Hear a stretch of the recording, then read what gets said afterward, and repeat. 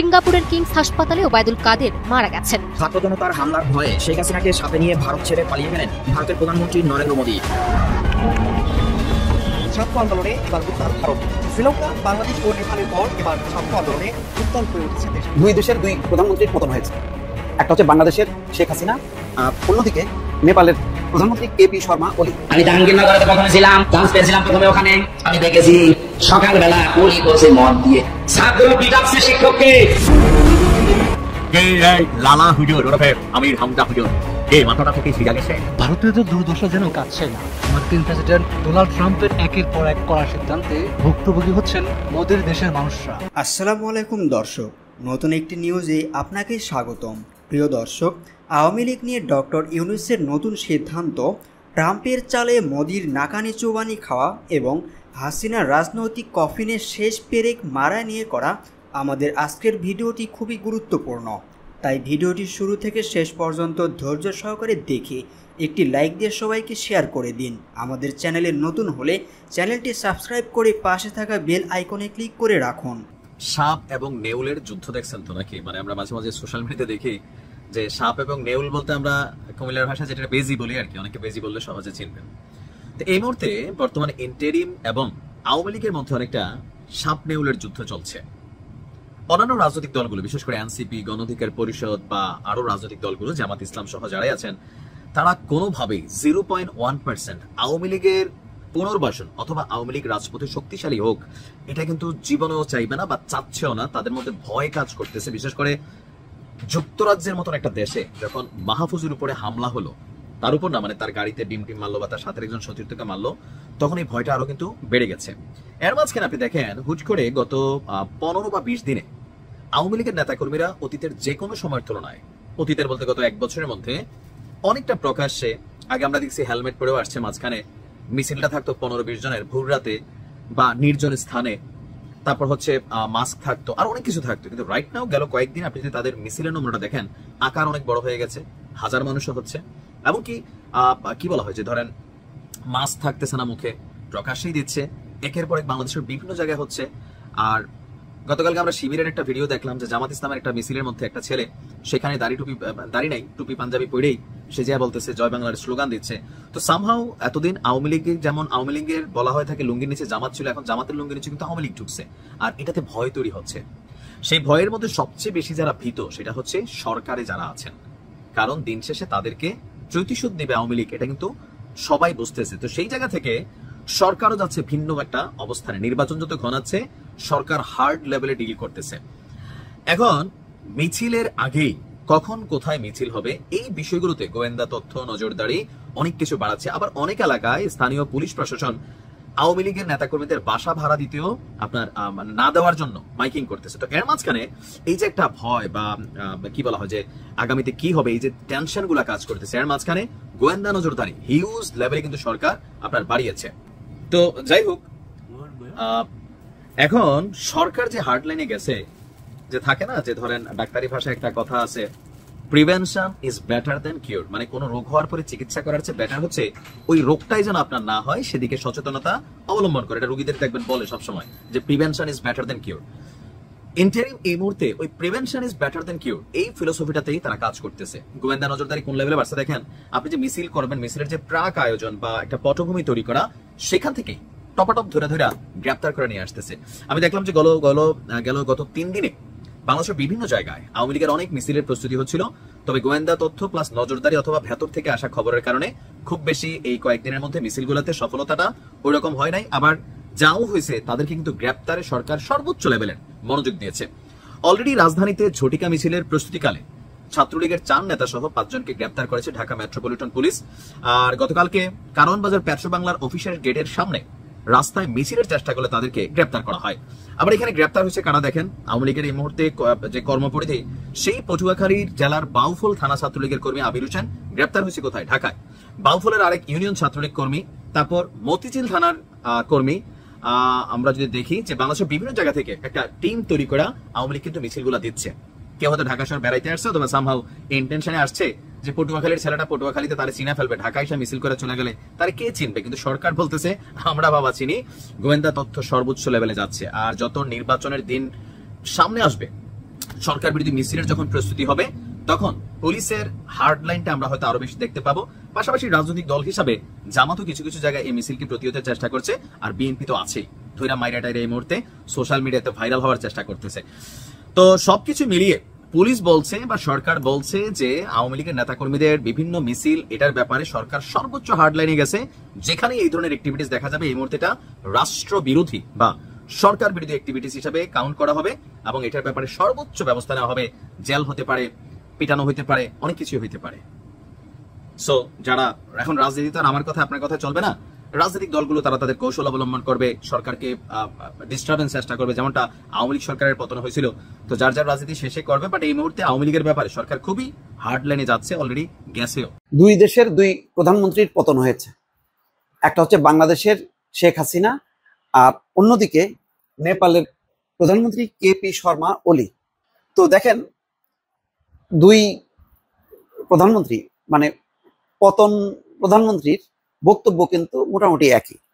যেমন নেপালে যে ব্যাপক গণবিক্ষোভ হয়েছে তাতে প্রায় 70-80 জন মারা গেছে, সেই জন্য নেপালের সাবেক প্রধানমন্ত্রী তিনি বলছেন যে এখানে অনুপ্রবেশকারীরা ঢুকে এই গুলি চালিয়েছে, এখানে পুলিশ গুলি চালায়নি। ঠিক দেখবেন বাংলাদেশের সাবেক প্রধানমন্ত্রী শেখ হাসিনাও কিন্তু একই কথা বলছেন যে এখানে অনুপ্রবেশকারীরা ঢুকছে, এখানে জঙ্গিরা, জামাত, শিবির এই সমস্ত নানান রকম তকমা দিয়ে বলছে যে এটা সরকার করেনি, পুলিশ করেনি, এটা করছে অনুপ্রবেশকারীরা। অথচ জাতিসংঘের তদন্ত, অন্যান্য সমস্ত আন্তর্জাতিক গণমাধ্যমের তদন্ত বলছে এবং তাদের যে ফোন রেকর্ড গুলো শেখ হাসিনা, সেখানে বলছে যে এটা শেখ হাসিনার নির্দেশ যে সামনে যাকে পাবা তাকেই গুলি করবা, এটা পরিষ্কার বার্তা। এখন এই কথাগুলি বলছে কারণ গণহত্যার দায় থেকে মুক্ত হওয়ার জন্য।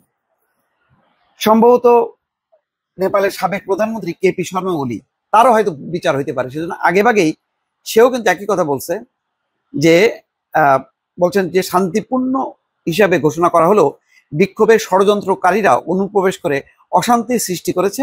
ভারতের সংবাদ মাধ্যম দ্য ইকোনমিক পোস্ট এই খবর জানিয়েছে। ওলি তার ফেসবুক পোস্টে বলছেন, গত সপ্তাহের আন্দোলনকে শান্তিপূর্ণ বলা হলো, আসলে সেখানে কিছু লোক ঢুকে পড়েছিল।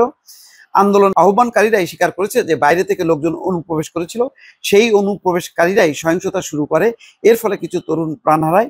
সরকার বিক্ষোভকারীদের উপর গুলি চালানোর কোনো নির্দেশ দেয়নি। ঠিক শেখ হাসিনার বয়ান আর কেপি শর্মা ওলি দুইজনের বক্তব্য মিলায় দেখেন একই রকম। সম্ভবত গণবিক্ষোভ, গণরোষে পতনের পর এই পতিত স্বৈরাচাররা বা পতিত শাসকরা সম্ভবত একই সুরে কথা বলে।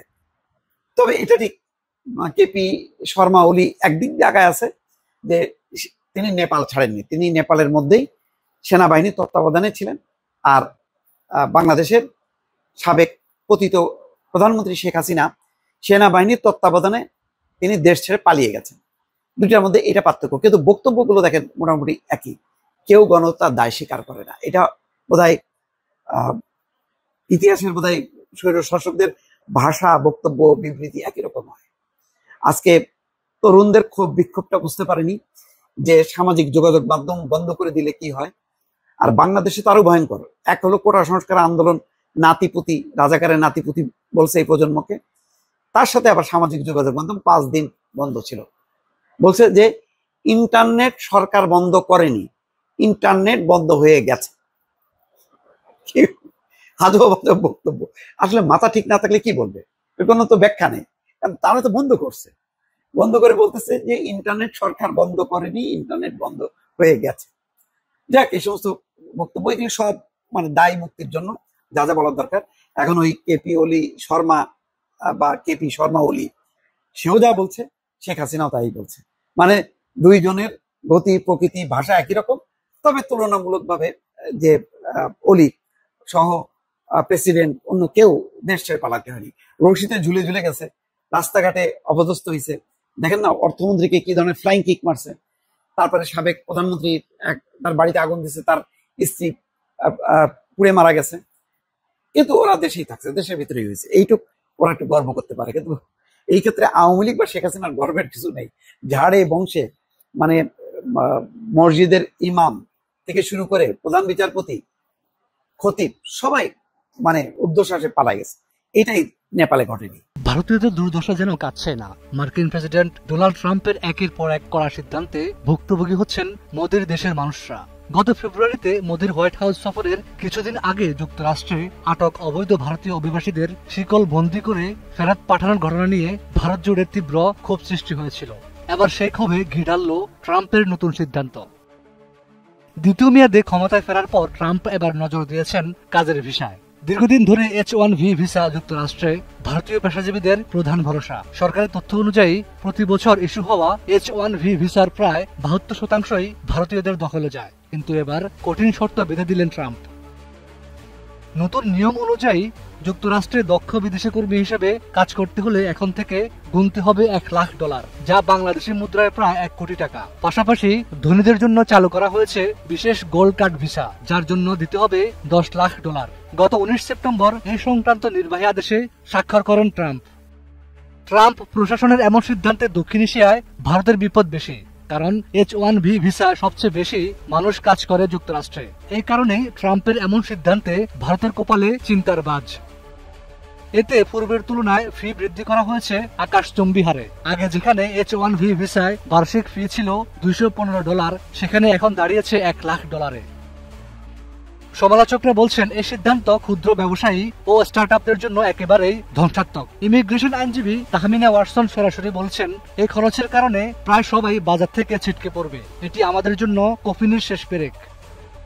অন্যদিকে মার্কিন বাণিজ্য মন্ত্রী হাওয়ার্ড লুটকিন দাবি করছেন বড় প্রযুক্তি কোম্পানিগুলো নতুন ফি মেনে নিতে প্রস্তুত। তবে বিশ্লেষকরা মনে করছেন এতে মার্কিন চাকরি রক্ষার পরিবর্তে বৈশ্বিক প্রতিযোগিতায় যুক্তরাষ্ট্রের অবস্থান দুর্বল হয়ে পড়বে। ইতিমধ্যে সরকারি তথ্য বলছে ভিসা ফি বৃদ্ধির কারণে এবছর আবেদন কমে দাঁড়িয়েছে প্রায় 3,59,000-এ, যা গত 4 বছরের মধ্যে সর্বনিম্ন। এই পদক্ষেপের ফলে সবচেয়ে ক্ষতিগ্রস্ত হবেন ভারতীয় আবেদনকারীরা। অনেকে এটিকে ট্রাম্পের নির্বাচনী কৌশল হিসেবে দেখছেন। এর আগে কৃত্রিম বুদ্ধিমত্তা সম্মেলনে ডোনাল্ড ট্রাম্প গুগল, মাইক্রোসফট ও অ্যাপেলের মতো জায়ান্টদের ভারতীয় কর্মীদের অগ্রাধিকার দেওয়ার অভিযোগ তুলেছিলেন। এবার তার নীতি যেন সেই ক্ষোভের প্রতিফলন ঘটে। বিলিয়নিয়ার ইলন মাস্ক ট্রাম্পের একের পর এক সিদ্ধান্তকে পাগলামি আখ্যা দিয়ে সতর্ক করেছেন যে এটি যুক্তরাষ্ট্রকে ঋণের দাসত্বে ঠেলে দিবে এবং হাজারো চাকরি ধ্বংস করবে। এদিকে প্রতিহতের হুঁশিয়ারি আওয়ামী লীগের, পাল্টা জবাবের প্রস্তুত বিএনপি জামাতের। জাতিসংঘ সাধারণ পরিষদের অধিবেশনে অংশ নিতে বাংলাদেশ থেকে সরকার প্রধানদের আগমনকে ঘিরে প্রতি বছরই পক্ষে বিপক্ষে রাজনৈতিক উত্তাপ ছড়ায়। এবারও তার ব্যতিক্রম হচ্ছে না। প্রধান উপদেষ্টা ডক্টর মোহাম্মদ ইউনূসের সফরকে কেন্দ্র করে যুক্তরাষ্ট্র আওয়ামী লীগ, বিএনপি ও জামাতপন্থী নেতাকর্মীদের মধ্যেই পাল্টাপাল্টি কর্মসূচির প্রস্তুতি নেওয়া হচ্ছে। জাতিসংঘ সাধারণ পরিষদের অধিবেশনে যোগ দিতে যুক্তরাষ্ট্রের উদ্দেশ্যে রওনা হচ্ছেন প্রধান উপদেষ্টা ডক্টর ইউনূস। এবার তার সফর সঙ্গী হিসেবে যাচ্ছেন বিএনপি মহাসচিব মির্জা ফখরুল ইসলাম আলমগীর, জামাত ইসলামের নায়েবে আমির সৈয়দ আবদুল্লাহ মোহাম্মদ তাহের, জাতীয় নাগরিক পার্টির মহাসচিব আখতার হোসেন এবং বিএনপির ভারপ্রাপ্ত চেয়ারম্যান তারেক রহমানের পররাষ্ট্র বিষয়ক উপদেষ্টা হুমায়ুন কবির। তাদের আগামী অক্টোবর মাসের 2 তারিখে ফেরার কথা রয়েছে। আগস্টে তথ্য উপদেষ্টার সফরকে ঘিরে যুক্তরাষ্ট্র আওয়ামী লীগের কর্মসূচির সময় নিউ ইয়র্ক কনসুলেট জেনারেলে হামলার ঘটনায় এবার বাংলাদেশ স্থায়ী কমিশন এবং কনসুলেট অফিস সতর্ক অবস্থান নিচ্ছে। সম্প্রতি এক সভায় যুক্তরাষ্ট্র আওয়ামী লীগের সভাপতি ডক্টর সিদ্দিকুর রহমান ঘোষণা দিয়েছেন ডক্টর ইউনূসকে নিউ ইয়র্কে প্রতিহত করা হবে। তিনি জানান, 22 সেপ্টেম্বর JFK বিমানবন্দরে এবং 26 সেপ্টেম্বর জাতিসংঘ সদর দফতরের সামনেই তাদের বিক্ষোভ কর্মসূচি হবে। কনসুলেট হামলার ঘটনায় কোনো নেতাকর্মী গ্রেপ্তার হয়নি বলেও দাবি করেন তিনি। অন্যদিকে প্রধান উপদেষ্টা এবং বিএনপি মহাসচিব সহ প্রতিনিধি দলকে স্বাগত জানাচ্ছে যুক্তরাষ্ট্র। বিএনপির নেতাকর্মীরা প্রস্তুতি নিচ্ছেন। বিএনপি সভা করে তারা কর্মীদের করণীয় জানাচ্ছেন। যুক্তরাষ্ট্র বিএনপির সাবেক সিনিয়র সহসভাপতি গিয়াস আহমেদ বলেন, আমরা 22 তারিখে বিমানবন্দরে এবং 26 তারিখে জাতিসংঘের সামনে অবস্থান নেব। আওয়ামী লীগ বিশৃঙ্খলা করলে তারা বাংলাদেশ থেকে বিতাড়িত হয়েছেন, এবার যুক্তরাষ্ট্র থেকেও বিতাড়িত হয়ে যাবেন।